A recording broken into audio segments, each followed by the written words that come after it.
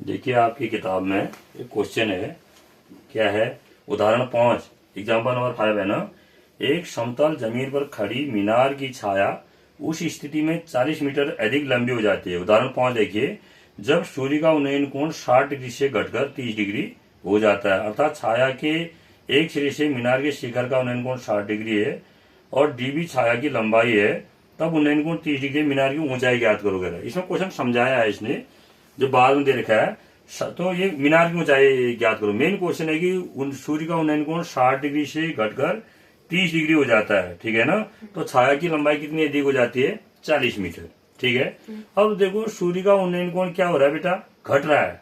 सूर्य का उन्नयन कोण घट रहा है। तो सूर्य का उन्नयन कोण घटा तो दिन से बाहर बचेगी, बात की बात है ये, है नी। सूर्य का उन्नयन कोण पहले सुबह क्या होता है? बढ़ता है सुबह से 12 बजे तक बढ़ता है ना। फिर 12 बजे के बाद घटता है। तो सूर्य ढल रही है, पूरब है, पश्चिम है। तो इस तरह से तो सूर्य का उन्नयन कोण घटा। कैसे? देखो पहले कितना था सूर्य का उन्नयन कोण? 60 डिग्री। ये वस्तु है, देखो ये मीनार है। सपोज मान लो ये क्या है? मीनार। इसको हमने मीनार कह दिया, ये मीनार है।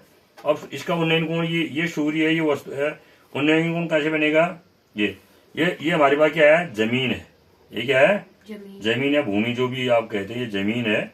इस जमीन के ठीक ये जो क्षैतिज रेखा है हमारी, इसके पहला हम देखा इसके मीनार के शिखर से भी खींचेंगे, खींच दिया हमने। अब सूर्य का उन्नयन कोण देखो। उन्नयन कोण मीन से कैसे देखते हैं? नीचे से ऊपर देखते हैं। ये बनाना उन्नयन कोण बना। ये हमारा उन्नयन कोण बना। ये कोण जो है हमारा क्या बना?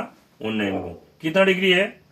60 डिग्री। कितना है? 60 डिग्री। ध्यान दीजिए, ये 60 डिग्री है ना। तो अब छाया कितनी लंबी बनेगी? इसी को हम नीचे भी बढ़ा देंगे। ये इसी रेखा को हम नीचे बढ़ा देंगे। देखिए नीचे बढ़ाया हमने, तो ये हमारे पास क्या आया? ये आ रहा समझ में? ये जो बना हमारे पास, ये छाया होगी। ये क्या होगी? छाया होगी, ठीक है। इनको बिंदु को हम नाम दे देते हैं, ठीक है नी। इनको हमने नाम क्या दिया? ये बिंदु हमने मान लिया ए। ये वस्तु की ये ए भी वस्तु की लंबाई होगी, और जो पॉइंट बना ये बना सी। अब ये 60 डिग्री है, तो ये भी कितना होगा? 60 डिग्री, है नी। संगत कोण हुए। उन्नयन कोण ये बना, उन्नयन कोण। अब उसके बाद सूर्य क्या 30 डिग्री हो जाता है, कह रहा ना। तो ये तभी घटेगा तो सूर्य पश्चिम की ओर जाएगा। अब 30 डिग्री हो गया, देखो अब 30 डिग्री हो गया। तो अब उन्नयन कोण क्या बनेगा? ये भी देखिए, देखो ये जो बन रहा है हमारा, ये जो कोण बनेगा, ये कोण जो बना हमारा, ये आया समझ में? अब उन्नयन कोण कितना हो गया है? 30 डिग्री हो गया। ये उन्नयन कोण 30 डिग्री हो गया हुआ। अब हमारे पास छाया कैसे बनेगी? ये वस्तु है ना।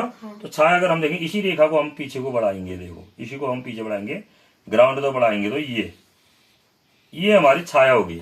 कहां तक बनी छाया हमारी? अब बीडी क्या बनी? ये आ रहा समझ में? छाया क्या बनी? बीडी बन गई हमारी छाया, ठीक है ना। यानी कि छाया क्या क्या हमारे पास? ध्यान देना हमें। छाया क्या क्या बनी हमारे पास? छाया पहले बनी हमारे पास क्या? बीसी बनी, और बाद में क्या बनी? बीडी बनी। बाद में क्या बनी? बीडी बनी, ठीक है नी।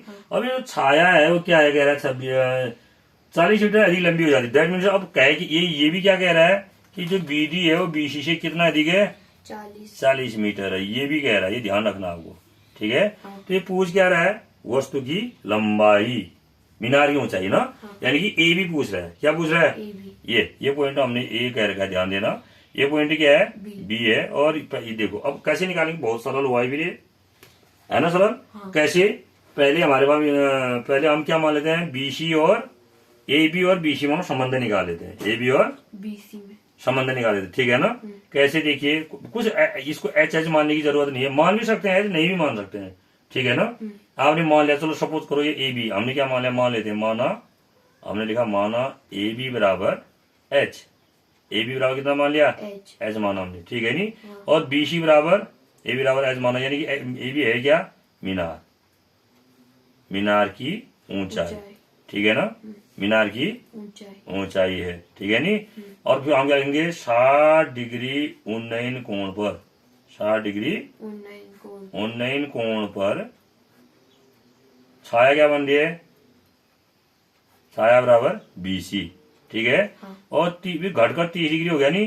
30 डिग्री उन्नयन कोण पर, 30 डिग्री उन्नयन कोण पर छाया क्या बन रही है? शैडो जो बन रही है BD बन रही है, ठीक है ना। हाँ और दिया गया है 40 मीटर लंबी बन रही है ना। हाँ तो दिया है क्या, BD minus BC equal to 40 metre हो गया। हाँ ये मेन समीकरण हुआ हमारा, BD minus BC equal to 40। 40। यहीं से हमारा मेन आंसर निकलेगा, ठीक है।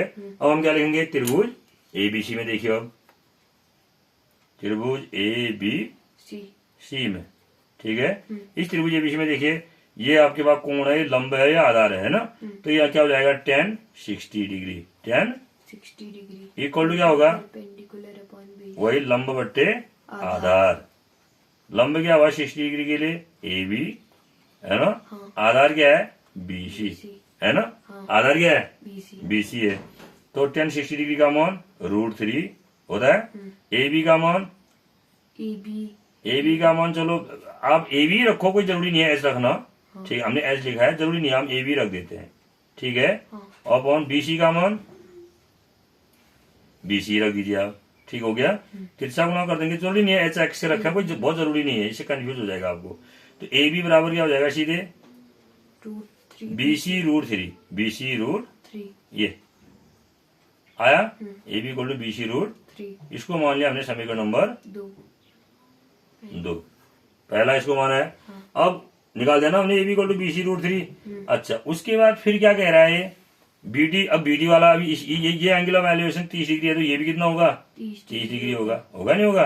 अब हम क्या करेंगे, त्रिभुज ABD में, किसमें, त्रिभुज ABD में, त्रिभुज ABD ABD में यहाँ क्या करेंगे, यहाँ पर इस कोण के लिए हमारा वही tan 30 डिग्री इक्वल टू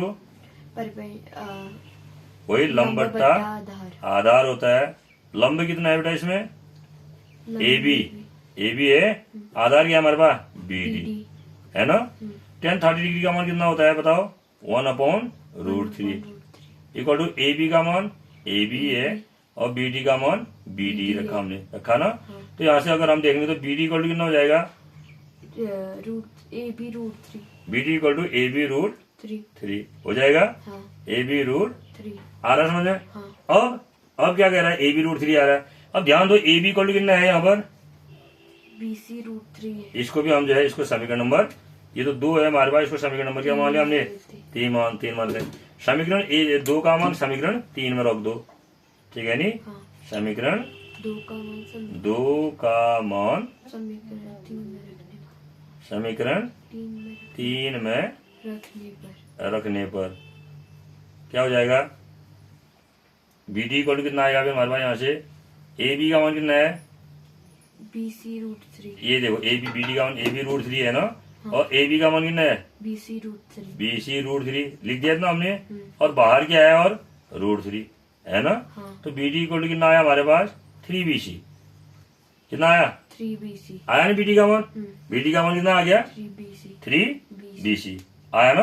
अब जब BD का मान निकाल दिया हमने, अब उसके बाद BD का मान 3BC आया ना। अब क्या कह रहा है इसमें, देखो क्या कह रहा है, समीकरण 1 से देखो, किससे, समीकरण 1 से। ये अब ध्यान दो, BD का मान 3BC आ गया ना। इसको मेन याद करना है आपको, क्या याद करना है, BD इक्वल टू 3BC। आपको याद करना है BD इक्वल टू 3BC याद रहेगा। BD इक्वल टू 3BC है, ये मैंने लिख दिया, BD इक्वल टू 3BC लिख दिया है ना। अब हमारे पास क्या है, देखिए BD इक्वल टू 3BC निकाल दिया। अभी हमने यहाँ पर लिखा था समीकरण 1, देखो BD मैंने BC इक्वल टू कितना लिखा था, 40, क्योंकि जो BD जो छाया है वो BC छाया से 40 में रहती है ना। अब हम करेंगे कि BD minus BC equal to कितना हो गया, 40 है नी। अब BD का मान कितना आ रहा है, 3BC minus BC equal to कितना आ गया हमारे पास, आया 40। यहाँ से 2BC हो गया, 2BC इक्वल टू कितना आएगा, 40 आ जाएगा। BC इक्वल टू कितना आएगा फिर, 40/2 आएगा ना। कितना हुआ, 20। यानी कि BC का मान कितना आ गया हमारे पास, 20 मीटर। BC का मान कितना आ गया। अब आपको याद रखना है BC का मान कितना आ गया, 20 मीटर। ये यहाँ पर आपको याद रखना है कि BC का मान आपके पास 20 मीटर आ गया, आया। अब निकालना क्या है इस क्वेश्चन में, मीनार की ऊंचाई, यानी कि AB। हमें क्या चाहिए, AB का मान क्या होगा, ठीक है ना। अब आप देखिए, आपने देखा है यहाँ पर AB इक्वल टू कितना है, BC √3। तो समीकरण 2 से देखिए, समीकरण 2 से 2 से।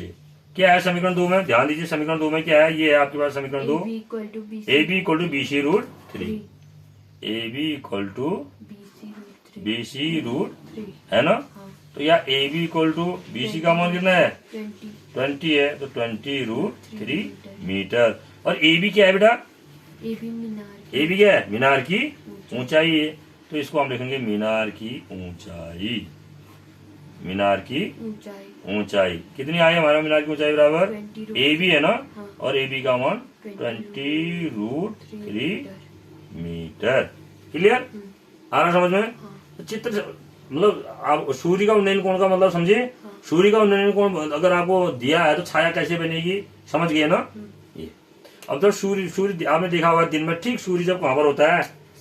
सर के ऊपर होता है। ये सूर्य लगभग यहाँ पर होता है, सूर्य होता है, तो उन्नयन कोण क्या बनेगा? यहाँ से इसको मिला बिल्कुल कुछ नहीं बनता, शून्य बनता है।